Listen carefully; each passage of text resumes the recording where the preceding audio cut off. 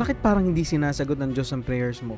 Kung nag-work from home ka o aspiring pa lang, baka may problema sa puso mo. Sabi nga sa James 4:3, you don't receive because your motives are wrong. Let's fix that today. Kamusta mga Christian work from home? Sa part 2, tinuruan natin kung paano mag-start sa freelancing journey ng may peace at tapang. Pero ngayon, pag-usapan natin ang pinakamahalaga, ang puso mo.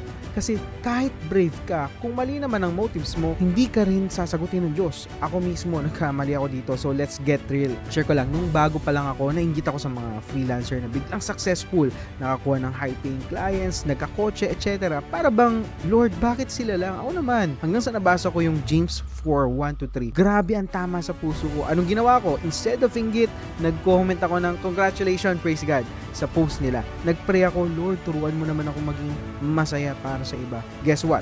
After ilang months, bigla akong binigyan ng bonus ng client ko, dumami ang projects at nabili ko ang first car ko. Sobrang lesson learned. Kapag nilinis mo ang puso mo, mag-o-open ang mga blessings. Let's talk about 3 steps to fix your heart.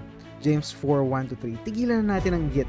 Makiselebrate sa success ng iba. Sabi ni Satanas, bakit sila? Dapat ikaw yun. Pero ang sabi ng Lord, rejoice with those who rejoice. Romans 12:15. Kung may nakita kang successful na freelancer, comment ka ng praise God. Message mo, paano mo yun nagawa? Teach me. Kapag ginawa mo to, mawawala ang bitterness at magkakaspace ang puso mo para sa blessing mo. Number 2, praise for God's will, not just your wants. Madalas prayer natin, Lord, bigyan mo naman ako ng high salary. Maraming clients, pero sabi ni James, you don't receive because you don't ask God's way.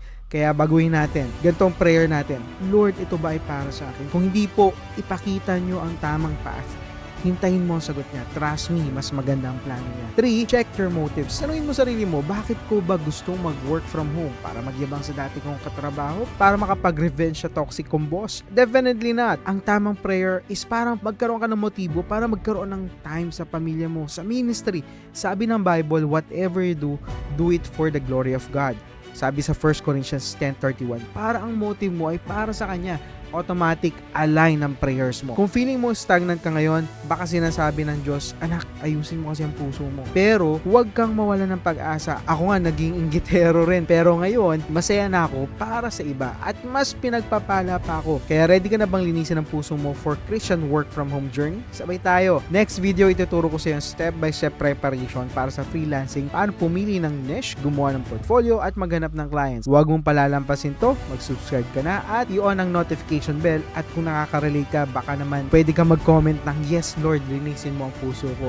At kung may natutunan ka, pwede mo tong i-share sa kapwa mo Christian freelancer. Let's work remotely, live purposely, and grow spiritually with the right heart.